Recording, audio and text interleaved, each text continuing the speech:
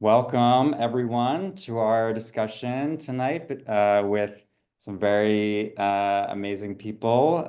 Thank you for joining. My name is Gabe Friedman. I am Director of Editorial Experiences at 70 Faces Media, which includes the New York Jewish Week.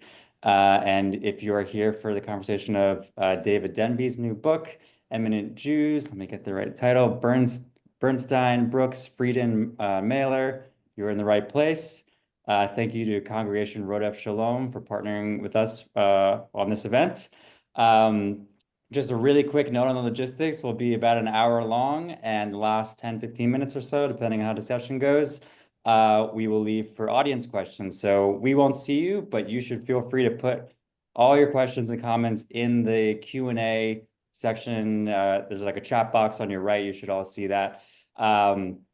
And this is also being recorded. So if you have to leave early, if you have a friend who signed up who wants to watch it tomorrow, you should get it in your email, hopefully within 24 hours, definitely within 48 hours, depending. Our entire team has an off-staff thing tomorrow. So, but send us all your emails. I will try to put my email in somewhere as well. So that if you have any tech problems along the way, just email us and I'll get you what you need. So without further ado, I'm going to introduce the moderator for tonight, who will then introduce your main speakers. We're joined by Sandee Brawarsky, who's an award-winning journalist and author, and also a longtime culture editor for the New York Jewish Week. You may have seen her moderate several great events like these over the years. She's the author of, most recently, 212 Views of Central Park, Experiencing New York City's Jewel from Every Angle. So I will hand it over to you, Sandee. Great. Good evening. Thanks so much, Gabe, and thanks to all of you for joining us. I'm really pleased to be here with my friends David Denby and David Margolick. We're going to be talking about, among other things, David Denby's new book, Eminent Jews, and its perceptive and original portraits of Leonard Bernstein, Mel Brooks, Betty Friedan, and Norman Mailer. 4 American Jews who were probably never in the same room together, but they shared an important moment in American Jewish life. They were all born after World War I and came of age after World War II.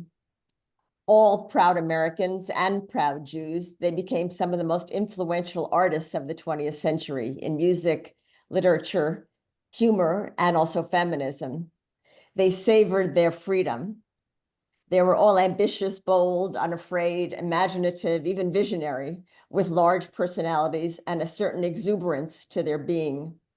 And as we'll hear, there's some darkness too. David Denby's book is really terrific. It's a beautifully written, lively, and thoughtful cultural history.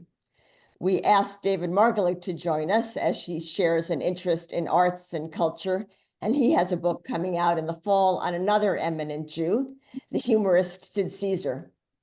So the format is that I'm going to briefly introduce David and David, and then we'll have a conversation. We'll leave some room for your questions, which you can send to us. And before we begin, I just want to thank Thea Wieseltier and her team at the New York Jewish Week and 70 Faces for arranging this.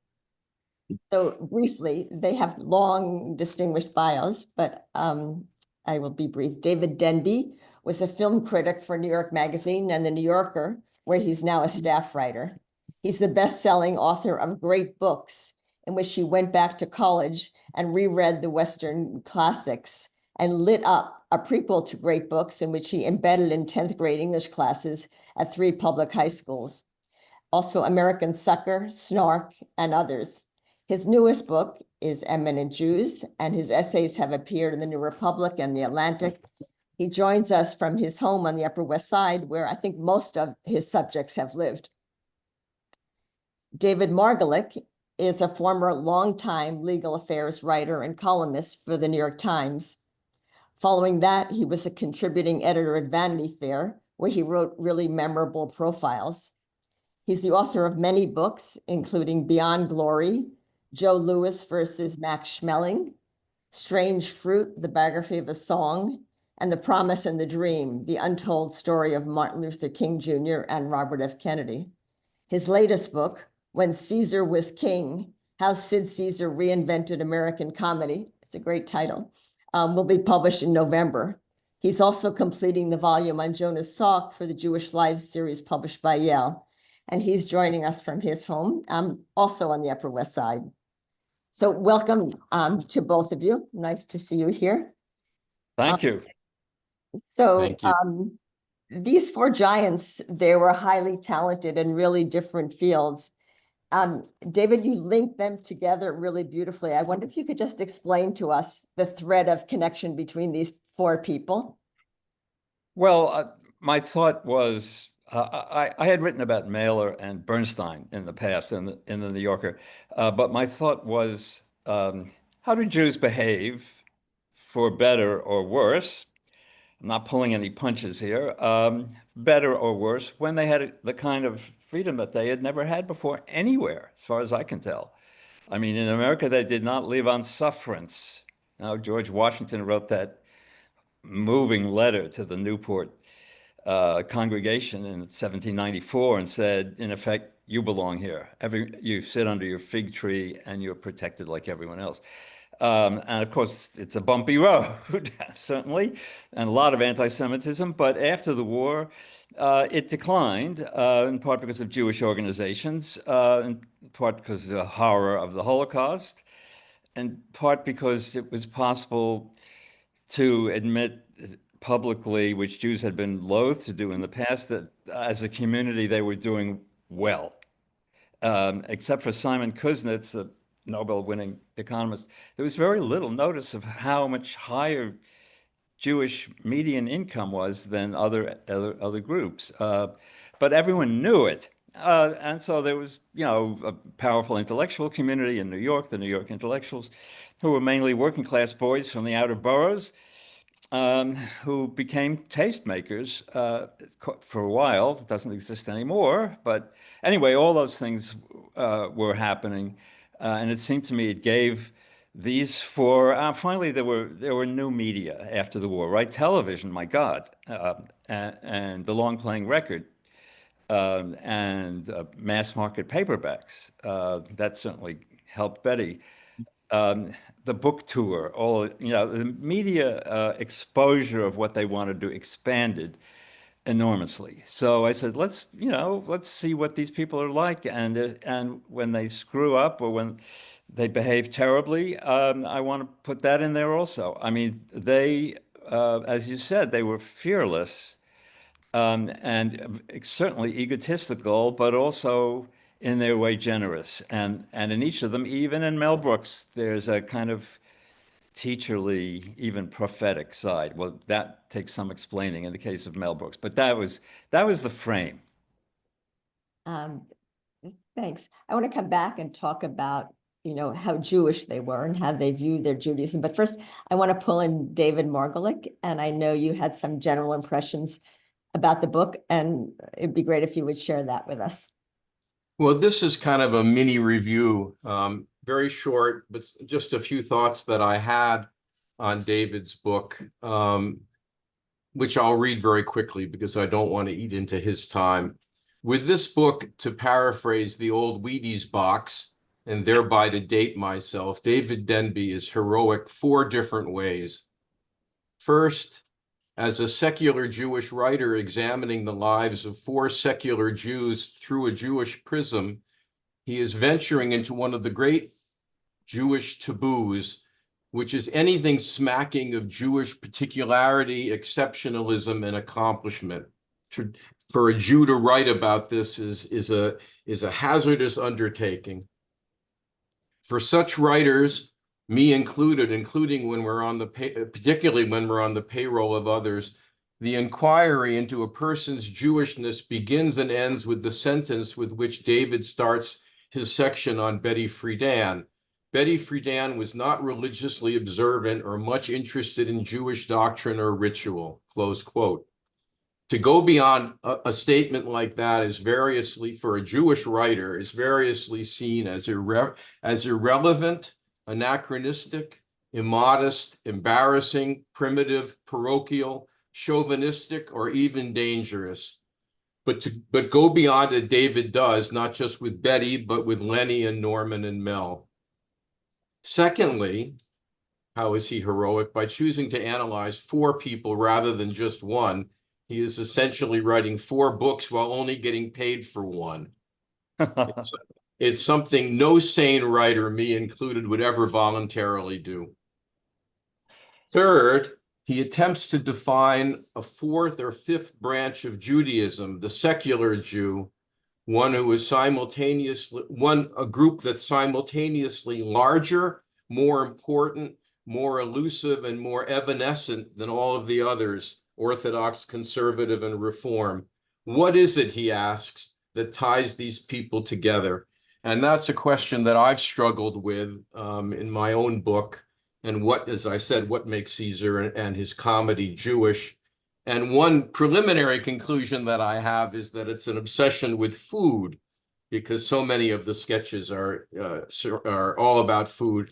And this is something that even David gets into. It's probably not a theme that any other reviewer has highlighted, but he can't resist a description of Sunday dinners in Leonard Bernstein's house, which consisted of, quote, cooked out roasts, stuffed cabbage, lima beans, potatoes, and jello. And then David asks, has there ever been a worse meal? It's no wonder that Lenny, traveling many years later from Milan to Paris to Vienna, grew fat from the best restaurants in each city. And as if that's not enough food commentary, he just, in describing Betty Friedan's poor homemaking skills, he quotes one of her children saying, "We had Haitian housekeepers and I grew up on shrimp and rice," to which David adds very helpfully, "Doesn't sound so bad." So he can't help but editorialize on the food dimension of this. Finally, the 4th dimension of David's heroism, he manages to define the almost parental evolutionary bond between religious and secular Judaism as it developed in a crucial time and place in Jewish history, as he says, in post-World War II America, when Jews like these 4 strayed from a world of observance and fear to secularism, creativity, and activism, but still honored the essence of Jewish teaching and traditions.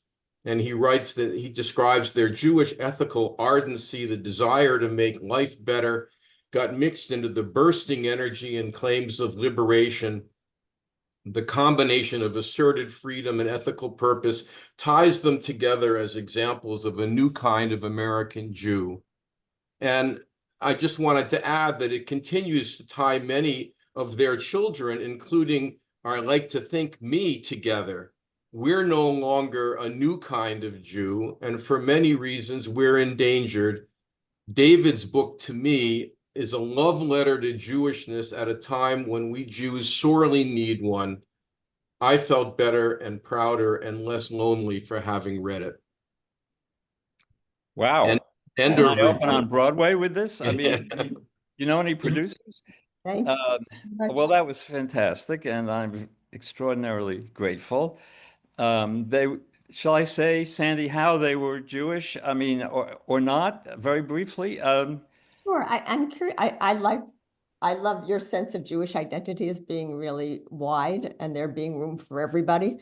But I wonder if you can also talk about how it was important to them and how they might have wrestled with Judaism over their lives. Well, for Mel, there was no wrestling. He's endlessly assertive, and I don't think he has any neurotic symptoms at all. He seems to me a happily assertive man. He was empowered by his mother, not hurt by his mother. And the word Jew popped out of him, as I said, like candy from a gumball machine, particularly when he was, on television with a certain Methodist from the Midwest who had 20 million viewers. I mean, he loved sort of rattling Johnny Carson's cool. But the comedy is Jewish almost all the way through.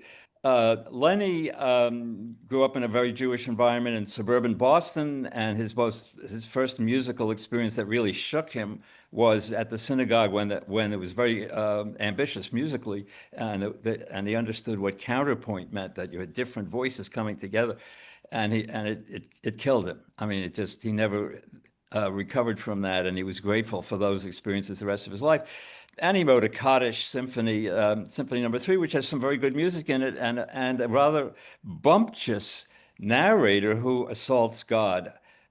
What the narration says is basically, "Where are you?" Lenny was obsessed with the Old Testament God that he feared no longer existed. And that comes back in later works. But he went to Israel repeatedly, and was very much publicly, upper middle class Jewish intellectual. And Norman is this very strange case because he hated the thought of being a soft Jewish boy from middle class Brooklyn, and was grateful for his toughening experience in the army, out of which he got this quite extraordinary novel, The Naked and the Dead. But he didn't want to be constrained the way his parents' generation was. They tended to go to bed sober, as Philip Roth once said. They tended to be rather restrained sexually. He went the opposite way. Their religion was "thou shalt not," and his was "thou shalt."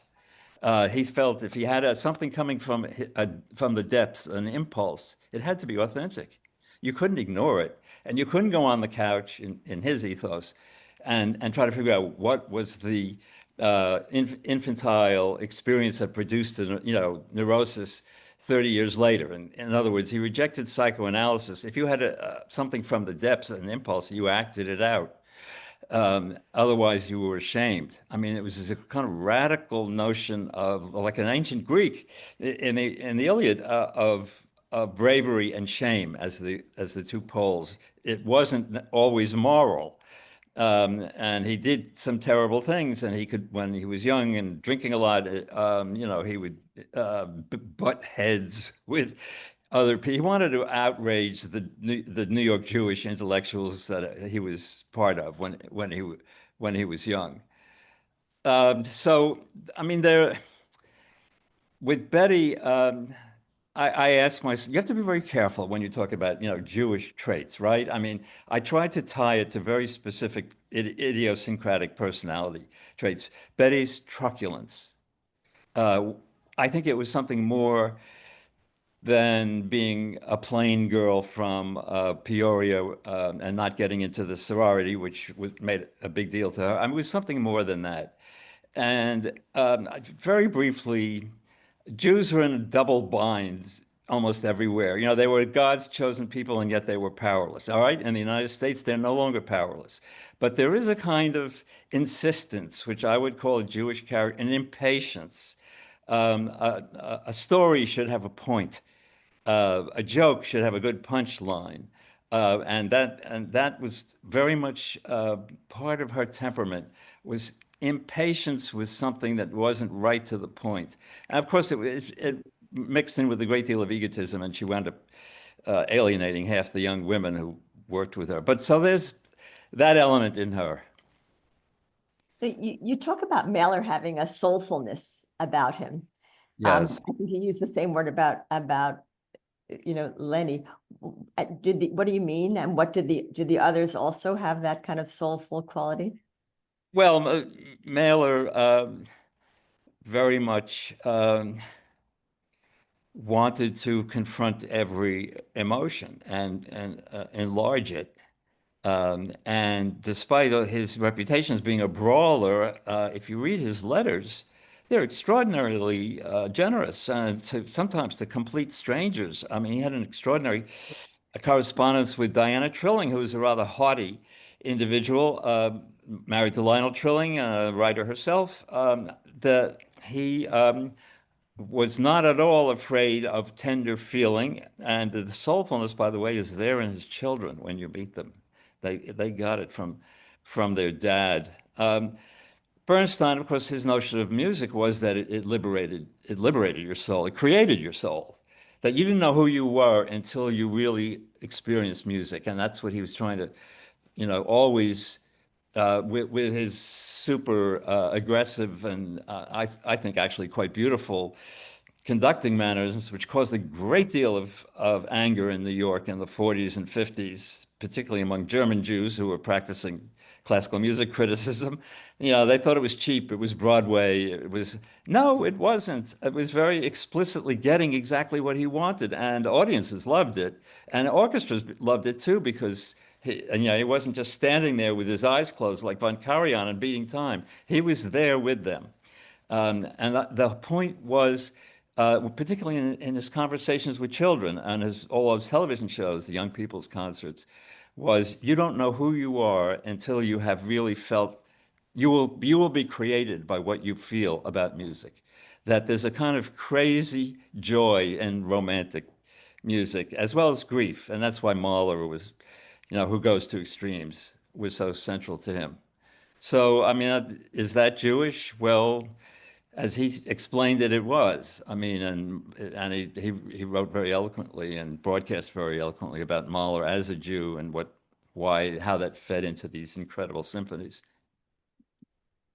David Margolick, feel free to jump in anytime. We can be informal here. Well, yeah, I wanted to follow up on my own point and ask David whether he had any trepidation about jumping into this world and seeming to be any of the characterizations that I listed, whether he felt that he'd be criticized for being parochial or chauvinistic or faulted in any way for sort of basking in Jewish specialness. Well, given what these four were like, I think it would have been craven of me to have avoided those things that you're saying. They were afraid of nothing, and they didn't actually experience much anti-Semitism. Lenny shrugged it off at Harvard. Can you believe he didn't get into the Hasty Pudding Club, which puts on musical entertainments, the undergraduate club? Was there someone better than Leonard Bernstein? Amazing. That's really amazing. And he was very aggressive about it.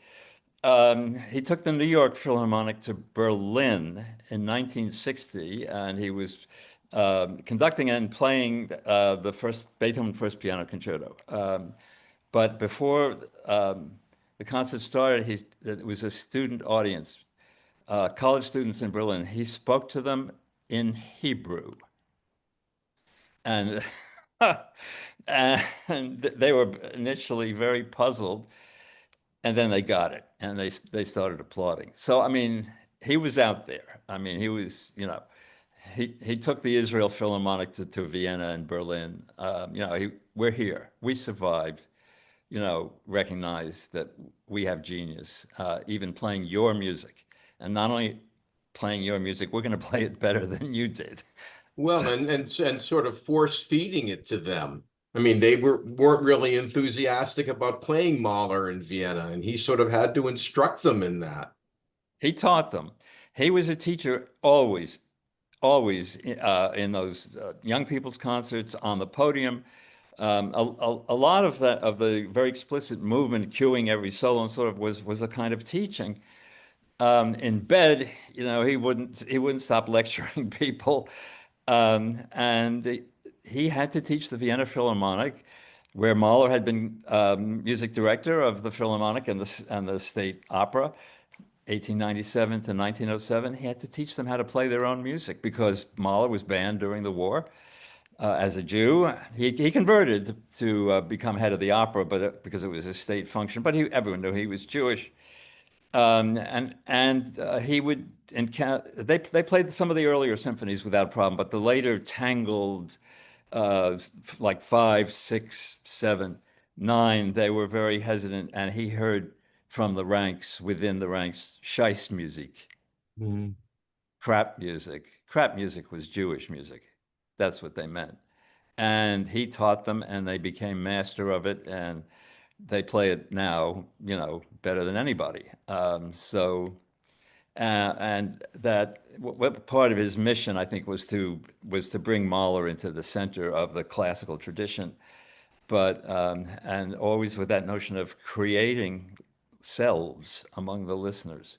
If you give yourself to this music, you will discover yourself. So we're going to jump around a bit just because there's so much to talk about. So let's move on to the one legend who's still living, Mel Brooks. I know you both interviewed him. I wonder if you can talk about that. I wonder if Mel was able to have kind of quiet conversations, or did he have to really like dominate the room? Well, David, in my experience, the greatest mistake that you can make, and David and I were talking about this yesterday, is to try to be funny with a comic.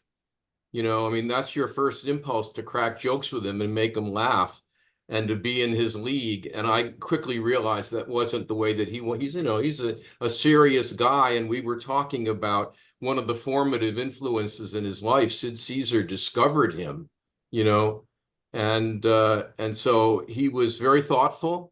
He told wonderful stories. He told me stories that he didn't even use in his own memoir, and was very insightful and really great to talk to, and no nonsense in a way. I mean, it was an incredibly fruitful interview. In fact, I talked to him more than once, and I think we share the experience of making him sick of both of us, because once you have a chance to talk to him, you want to keep talking to him. everything he says is interesting. And I was never thinking, oh, this is just routine, what he's saying. It always seems fresh to me because, first of all, his mastery of rhythm in the English sentence.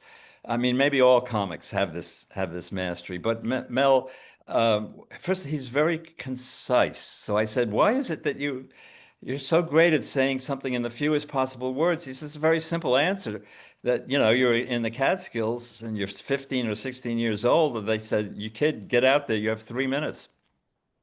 That's it. So I learned how to be very precise.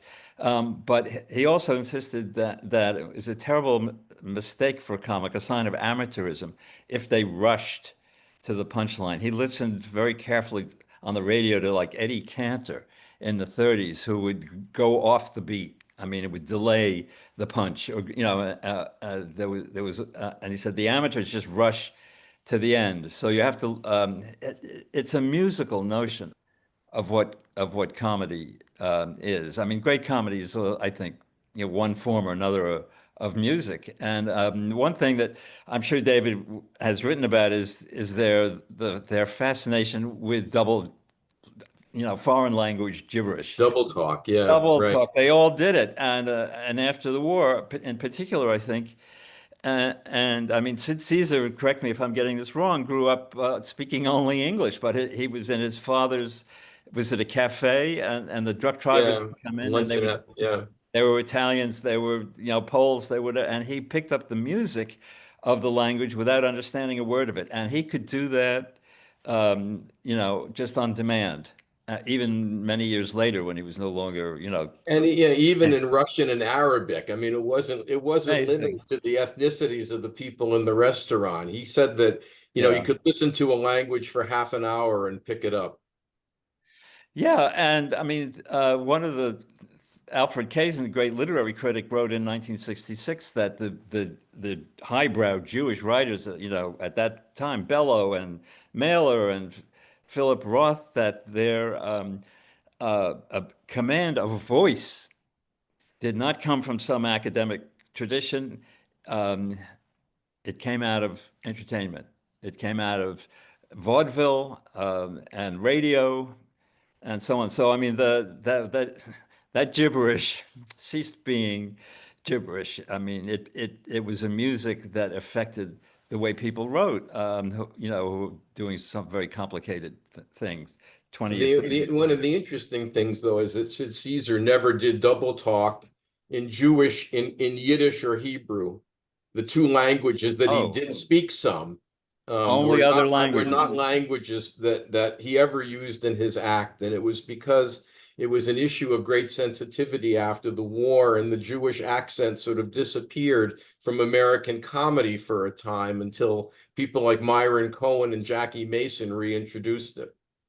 Well, Mel was doing the 2,000-year-old man with Carl Reiner, and the 2,000-year-old man speaks like a recent, immigrant from Eastern Europe. But it was never that. The 2,000-year-old man was never on television. They well, it was never on television for the first 10 years they were doing it. They would do it, as they said, only at parties and with other Jews or with our non-anti-Semitic friends.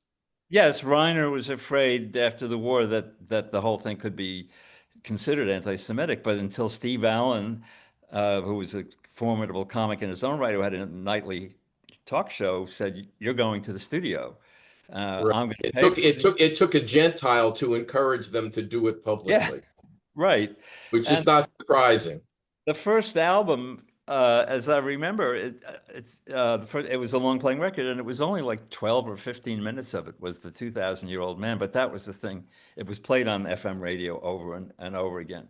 So the 2,000-Year-Old Man for Mel was sort of Jewish survival through the ages. You know, he goes back to the beginning, and he discusses fear, and he discusses sex, and you know, it's like, among other things, he in his own way is shoving Gentiles out of the center of Western civilization. We were here first. It What was about the actually movie? it was the 2,000-year-old Jew originally, until it went public, and then it became the 2,000-year-old man. Yeah. So that was certainly a Jewish accent. I mean, it was his uncle, apparently, who would come in and say things like, never have, I'm not doing it properly, never have chocolate after eating chicken. Okay. Yeah. Back to David food. Denby, what was it like to go back? You write about a lot of the films that Mel Brooks made. What was it like to go back and look at them again? I couldn't believe that I panned History of the World Part 1 in New York Magazine. This is how long ago. I was a film critic in 1981. And I said that to Mel, and he said, "Oh, I know." They don't forget. And of course, it was the Inquisition number. The rest of it, you know, it was just sort of good body fun. The Inquisition number, which goes a lot further than Springtime for Hitler and the producers in the Inquisition. Mel is Torquemada in a red cassock, and he's got a bunch of monks, and it's a song and dance number. And Jews are strung up all around them, and all of the inventiveness of Spanish cruelty, and with some additional touches by Mel, like they're spun like a Las Vegas. What am I trying to say? Anyway, they're spun around like a slot machine, and also, and then nuns come in and strip off their habits, and they look like bathing beauties from you know, uh, an aquatic musical from the late 40s, and they pull the Jews with their black hats down into the depths of the water. I mean, it is. I said, "What the hell is he doing?" And I worked this out at considerable length. I think he was saying, "You're still here. These people are dead. You're still alive. Yes, Jewish history is full of nightmares, but get over it." Now, I don't know if he'd say that anymore after October 7th. I don't want to put words in his mouth. I could ask him, I guess. But I think it was an attempt to toughen up the audience by saying, "You did it. You survived. You're here." A lot of his comedy is about accident and death. I mean, like all through. I mean, Reiner in the 2,000-Year-Old Man says, "What's the difference between comedy and tragedy?" And he says, "Tragedy is when I cut my finger with a paper cut, um, and comedy is when you fall into a ditch and die." So, I mean, that's pretty radical. I accused him of lifting the line from David Hume, Scottish philosopher, who said, he said, "It's not contrary to reason to prefer the death of the entire world when your finger is about to be cut." So he said, no, I never read that. I was teasing him. But it's the same idea. A lot of the comedy is, you know, about accident, about murder, and so on. And he keeps reviving the Jew killers, Hitler and Torquemada, in order to humiliate them. I mean, he has a black, you know, small comb in his back pocket, which he just whips out and starts doing Nazi gibberish. So you wrote about a lot of the families, the parents of these figures, and really interesting stories. But Mel lost his father when he was an infant, I think. I wonder if Yeah. that was an influence through his life. Well, it was the one person he wanted to reach most that he could never reach. His mother was great. I mean, there were four of them, four boys, and they slept on one bed, um, but not lengthwise across the bed. And he was the youngest, so the others would be shooed off to school, and she would, in the winter, would put his clothing on the radiator to warm it up, and then undress him and put his clothes on underneath the sheet while singing to him. Is it any wonder he's still alive at the age of 99? But he could never reach his father, and I think you know, you don't want to oversimplify any kind of interpretive notion like that, but I think it enraged him always, and he, you know, he has to take over people's bodies. It's not just it's not enough if you laugh. That you know, you have to be, you know, seized by humor, and he loves telling the stories. But this one got coffee stuck up in his nose, you know, and that, you know, or when he showed Blazing Saddles, the head of the studio said it was terrible, and you have to cut this and cut that. And he said, "Oh, of course, I'll do all those things." And he just threw it in the garbage, and they showed it to the regular studio employees that night. And he told Johnny Carson it was like a Chagall painting. They drifted off their seats upside down. They were so happy. So yes, I think the pursuit of Dad led into a lot of other things. David Margolick, did you find a lot of similarities between Caesar and Mel Brooks? They were really completely different people. As I said, Sid discovered him, and he was really the opposite of. I mean, he was outrageous. He was an irritant. He never shut up, and Sid was much more brooding. And I think that Sid sort of, as Mel's first wife said, Sid just liked having him around. You know, I mean, he was described, people thought that he was like Sid's valet. I mean, he was Sid's gopher. He was Sid's first groupie. You know, and he was the kind of person everybody else wanted to shoo him away. And the producer of your show of shows would not pay Mel Brooks, and Sid had to pay him out of his own pocket. But Mel knew that Sid was a comic genius, and that, as Mel always said, he elevated whatever you gave him, whatever material you gave him, he elevated. And so really for 10 years, Mel clung very closely to Sid Caesar, even though they complemented one another, complement with the PLE. Although he complimented him in the other way too. I mean, he was a great flatterer, and he understood that, you know, Sid was the sort of the preeminent comic of that decade. And if you were going to hook yourself to somebody, Sid Caesar was the guy to do it with. So he stuck with him for 10 years. Well, one of the things certainly that united them was their, you know, not contempt, but their boredom with Catskill gag comedy. And Mel always says this, that Sid didn't tell jokes. Sid created characters. You know, like a husband who's famished and his wife takes him to you know, a health foods restaurant, and it's all grass. And what Sid would do with that was almost tragic. I mean, when he let things go, he was almost frightening, his intensity. But Mel, he did admire Henny Youngman, who was kind of flawless gag comic, and never wrong-footed himself. You know, joke after joke with the violin, you know, under his. But in general, that was not what interested him. What interested him was what Sid did, which was the comic situation, the scene, with all the emotions in it. And then he sort of took it down to gross levels. The body, everything that the body did, it's effluvia, if that's the right word. That, you know, whatever came out of the body, its needs. That was the basis of his comedy, and I mean, some of it goes back to burlesque, and probably a lot further back to, you know, kinds of roughhouse and travesty that go back to medieval street fairs or maybe even to Greece. I don't know. I mean, not consciously on his part, but there was a long tradition of this kind of gross comedy. But he changed our notion of what bad taste was, uh, because you can't really argue with laughter, with some theory about how comedy should work.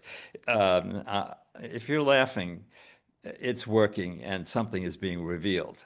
And I think people put up with his extreme way of what David was saying, of coming into a room and shouting everyone down, because they recognized this was a guy that whatever he said, there was some truth of human nature in it, something about craziness that was exciting. They didn't hold it against him, um, for the most part. That No, they held it against him. I mean, they did, everybody who worked with him in that era couldn't stand him. but they And needed him. They needed him but also. they needed him, and they Yeah, realized that he was more brilliant than a lot of them. But they resented him terribly, and you read about all their comments. Mel burned them up for the rest of their lives. They never stopped being annoyed with him, and when he reached all these spectacular heights, they resented him even more. It's one of the great themes in this community of comics. How Mel Brooks was the universal irritant.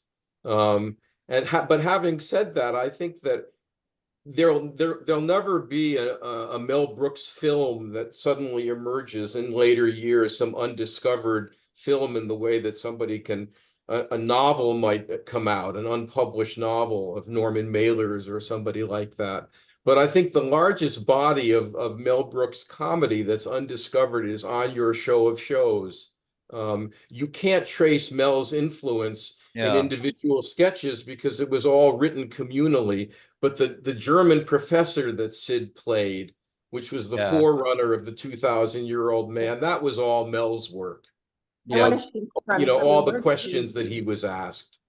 let's shift from humor to, we're running, we're going to be running short on time soon, but David, you described Betty Friedan as humorless, very Yes, different personality. yes. Yet she really made women's lives better, and her book really Did. electrified American women. Can I you? think it's still a good book. Not everyone thinks so. I mean, it's like all obsessional books. It's garrulous and repetitive, and she made some obvious blunders, like calling the life of suburban white women that their life was like being in a comfortable concentration camp, and everyone said, oh, that's ridiculous. And she withdrew it. But anyway, a lot of it is, I think, still very interesting. And what's remarkable and heroic is that she was not trained as a sociologist, or she did have some psychology training, but she left Berkeley and came to New York and wanted to be a journalist, worked for trade union. It's been an argument for 50 years of whether she was truly a leftist or not. She worked for the paper put out by the electricians union, which had some communists in the union. So on, my take is to trust what she says, which was that she was always a bourgeoise, that she liked to eat well, she liked to dress well. She went twice to try to join the party, once in New York and once in San Francisco, and they threw her out of the office both times. So anyway, yes, she felt she had a mission, and that she knew better than anyone else, and she could understand why everyone else didn't just allow her to lead the movement. And what happened was that by the late 60s, feminism was branching out into 1,000, rivulets. It wasn't the central stream anymore. It was changing behavior. I mean, and she wasn't interested in all that. No, the point is to change the laws. You have to get, it was very much pragmatic and political directly, that it was a whole new notion of what women were and what their relations to each other were and what they were creatively. That she didn't get that at all.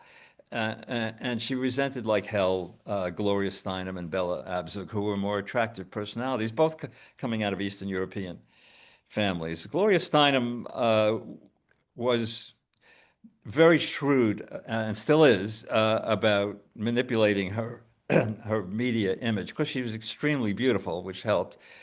But she did marvelous things. I mean, she would get in the plane when she was famous in New York and going out with, famous athletes and millionaires and so on, and get on the plane and go visit some community in, I don't know, Iowa or North Dakota. That was a group that was trying to set up a feminist study session or something like that. I mean, she was generous in a way that Betty was not. And Bella, of course, was very funny. And Mailer, by the way, wrote wonderful description of Bella in the book that no one has read, The Prisoner of Sex, which is about, Mailer was not an anti-feminist. He had no problem with, Betty Friedan and Gloria Steinem's kind of feminism, equal pay for equal work, and he came around to supporting abortion. What he hated was the radical feminists who were expelling, how shall I put it, the penis from women's pleasure. That was and we're introducing technology into having children. He thought that was a profanation. And it's very funny because if you read it, it sounds at times like, some rabbi from the 6th century AD, which I don't think he realized. It was a kind of tribal prohibition against masturbation and so on. But that was he had no problem with mainstream feminism. You want to get them involved in his mayoral campaign? It was Gloria Steinem who suggested he run for mayor. He ran twice. The first time was he announced it at a party in 1960, and that was the dreadful night. And I spent a lot of time trying to pull this apart when he got drunk and went out on the street and got into fistfights with strangers and came back, and Adele Morales, his second wife, insulted him in a very tough way, and he stuck a penknife into her, and she almost died. I mean, and would have. And it was a shameful act. No matter how much he talked about bravery and the need never to be ashamed, he committed a shameful act. And he told his daughter, "I let God down. I let God down." But the amazing thing is, she was put back together at Mount Sinai, and he was under observation at Bellevue for like 2.5 weeks, and he came home, and she was there in the doorway with their 2 little girls. She wanted to continue the marriage and was obsessed with him the rest of her life, and wrote a book, 40 years later, telling the whole story from her side. I mean, he had something that's not so easy for men to deal with, an extraordinary attraction for women. And his biographer, Mike Lennon, told me when he was in his 70s, they were walking around Paris and young women would come up and take him by the hand. I mean, just try to get something going on the street. He had 6 wives. He cheated on all of them. He thought without sexual aliveness, his whole psyche would collapse. He suffered the traumas of age, even worse than most of us. So it's a little hard. He never wrote a great woman character. The closest he came was in Executioner's Song, the young woman, and he got a lot of her into that book. Well, the story actually was that she was the clincher. She was the reason that Larry Schiller, who did all the reporting for Executioner's Song, knew that Norman would agree to do the book, because he said it would be another marriage, figuratively, that Norman's relationship with Nicole Baker, Gary Gilmore's girlfriend, the character that you're talking about, David, that Norman would fall in love with her, and that would impel him to do the book. And he agreed to do the book, and it was because of her. I don't think they had. Not only because of her, also because he was broke and he needed the money. Yeah, no, it was. He got the money was for paperback, for like 400 pages, and it turned out to be 1,048 pages. And he took himself out of it altogether. It's all in the voices of those in South Central Utah, where Schiller, as you said, did a lot of work initially, and then Mailer went out there and talked to, sometimes with Schiller, sometimes by himself, talked to Gary Gilmore's family, and but I don't think, I'm not sure what you're hinting at. I don't think he had carnal relations with Nicole. No, I'm not saying that he did. I said figuratively, he fell for her. And that was Yeah. at least in Larry's mind, that was what clinched the deal, that there was no way that Norman would have been able to resist doing the project with her in it. That makes perfect sense. And because he was always obsessed with the criminal young man who's outside of society.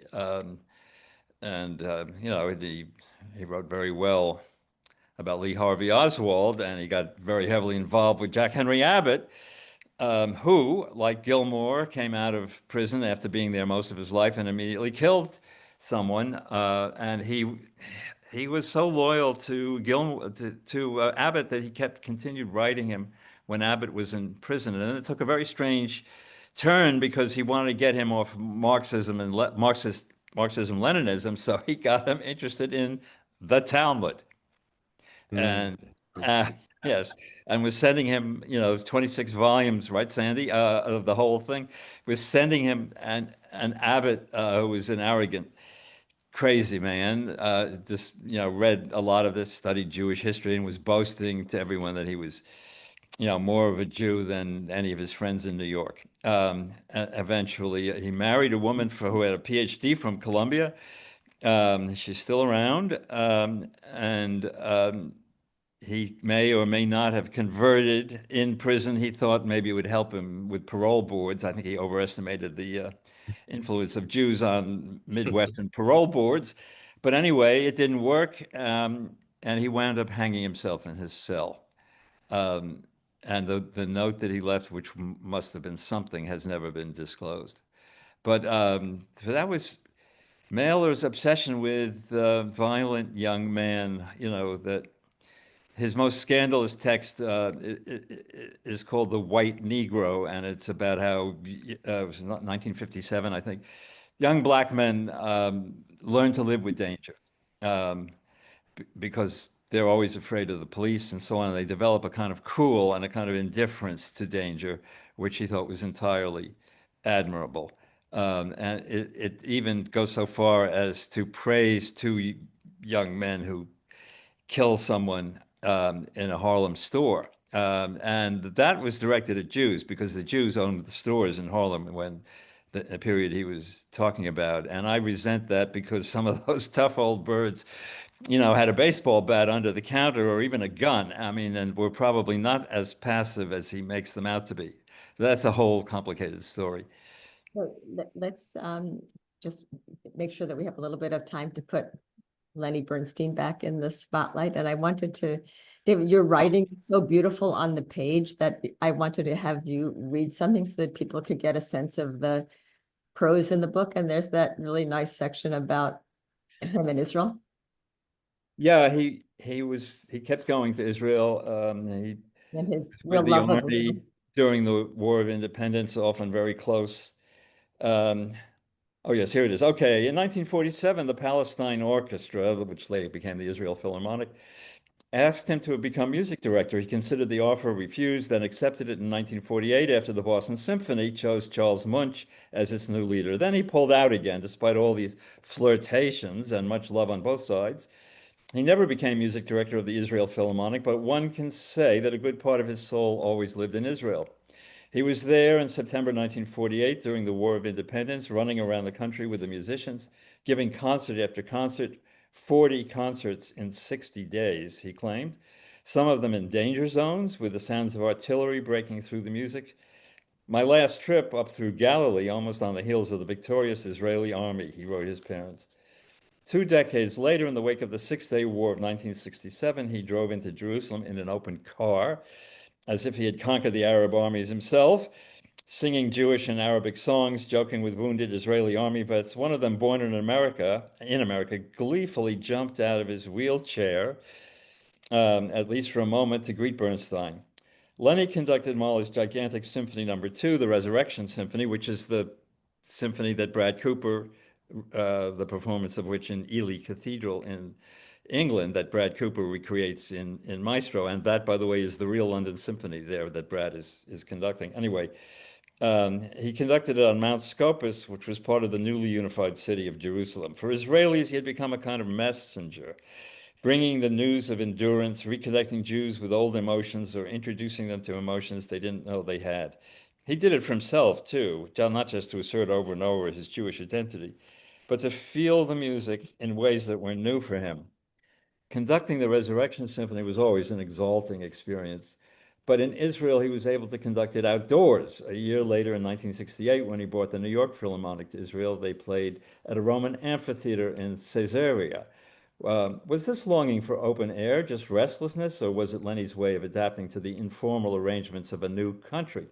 Yes, both these things, but he also wanted to take music out of the ritualized bourgeois setting of the concert hall to bring it closer to earth and sky, to make it literally elemental, nearer to organic life and death in the land where Judaism began. So, yeah, that was his Israeli obsession, which continued his whole life. I don't think he would be very happy with the current war in Gaza, however. Anyway. But one more question for you, David. I think this is the most Jewish of all of your books.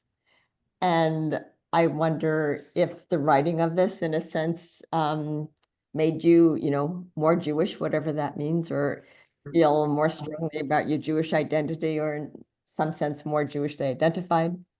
It made me realize how much I had been in a Jewish environment most of my life. I mean, Fieldston School in New York, Columbia College, which in the early 60s was 40% Jewish. At Stanford, I told David I was very much a New York Jew in California, and I would go to the coffee shop, grimly holding my copy of the New York Review of Books. And there was certainly no anti-Semitism that I noticed, but it was not a Jewish environment. And I worked for magazines with Jewish publishers or editors, including New York Magazine and the New Yorker. And so it had always been there, and I never much encountered it intellectually, what it meant. And I'm a secular Jew, as we've said, but I feel a kind of connection with Jews everywhere. And I read Jewish history. I would recommend Yuri Slezkin's The Jewish Century. It's a fascinating book. I wonder what it is to be a Jew if you're not religious. And I think you have to admit, you have to recognize, whether you believe it in him or not, that the monotheistic Jewish God, the one, that ends the Greek God system, and it's not a tripart God, but it's one indivisible guy whom you cannot see, is an extraordinary intellectual advance. Freud, the most important atheist of the 20th century, certainly thought so. And not only that, he sort of hints in his last book, Moses and Monotheism, that this obsession with a God whom you cannot see led by degrees to modern conceptual thinking, philosophy, physics, logic, and so on. So that it was an extraordinary moment in Western history. And I think if you claim that you're a Jew, you would certainly say that the enormously gifted young man who preached in Galilee and Jerusalem was not the Messiah, and the Messiah has not come and may never come. And I hope you would have some interest in Jewish history and some association with the feeling of being an outsider. In other words, a tendency towards liberalism, which is still true in the United States, despite Donald Trump's claim to be protecting the Jews, which is complete nonsense, of course. What he's doing is setting us up as heavies by using us as a pretext for destroying universities. I mean, it's terrible. But in other words, there aren't enough of us to be exclusive in our definitions. There are 2.3% of the American population, a little over 7 million, and 0.02% of the worldwide population, about 15 million Jews in what is it, 8 billion worldwide population? It's tiny. And I do think it's important that people stick together, not just at synagogue or Shabbat services, I mean, or book clubs, because this is a very stressful time, and it feels like our reality is being shredded by the Trump administration, and we need to assert what our sense of reality is by talking to each other. So meetings like this, we're not just selling books, I hope, but we're also identifying what the issues are and what the problems are. Thanks so much. Thanks, David and David, really for your wisdom and eloquence. It's been a great conversation. I just want to encourage everyone to buy and read Eminent Jews. It's available in bookstores and online. And in the fall, be sure to keep an eye out for When Caesar Was King, How Sid Caesar Reinvented American Comedy. Have a good evening all, and back to you, Gabe. I wanted to thank you for that. There weren't many audience questions, but there was one really good one. So I wanted to sneak that in before we go. Mitchell asks David Denby, who else did you consider for the book if you did, and why did you not select them? I thought about my mentor in film criticism, Pauline Kael, who fit this period, but I had written about her in the New Yorker, a kind of obsessional, devotional, angry piece about my relation to her. I thought of, I'm going blank, the great physicist who was a very young man in the Manhattan Project. You can see him playing the bongos in the back of Feynman. Anyway. Feynman, but James Glick's biography, which is called Genius, I thought was so good that I couldn't approach it. Certainly couldn't beat it. What I did involved a great deal of compression. David and I were talking about this yesterday, because you have 80 pages to get these very complicated personalities. What road do you go down? What road don't you go down? So it involved, what was it that Dorothy Parker said? For every 3 words I write, I revise 4 words. I mean, it was like that. I did an enormous amount of revision. The first draft was too long, and my agent was glaring at me. So I took it down 25, 30,000 words. It was hard doing it. It was hard. So what I wanted was momentum without cheapness or without skirting around difficulties, which you certainly have when you're talking about Norman Mailer. So that was the compositional problem. Compression without oversimplifying anything. Yeah, it's really 4 books in one. That's what it felt like. Right. And at a certain point, you have to cut off, your researches. I mean, I did go to Betty's archive at Harvard, the Schlesinger Library, and Mailer's archive in Austin at the University of Texas, the Ransom collection. And I looked at Lenny's scores and so on, and talked to children in all cases. At a certain point, you have to stop, or else you're never going to write anything. Well, you had one thing going for you, which is that the more that you know, the easier it is to write short. And you learned enough to get true? all of. I think that's true. I mean, you have the confidence to cut because you know the points that you want to make. Okay, that's wonderful. I accept your compliment, and I'm going to take it to Broadway, and we're going to open the 4 of them in a play. Next week, we'll be having a writing workshop with David Denby and David Margolick. So stay tuned for that. That's what we should do. No, thank you all so much. Thank you, Sandee, for your great questions. Thank you, Congregation Rodeph Sholom, for helping partner with us. Thank you, Theo Wieseltier. And thank you all for showing up, and stay tuned for the email with another link to David's book, which I put in the chat already. But we'll send that along with the recording, hopefully tomorrow, and hope to see you at future Jewish Week events. But thank you. Thank you, guys. Thank you. The questions were great. David's spiel was fascinating and moving. Thank you very much. Thank you. Thanks for doing it with us. Bye-bye.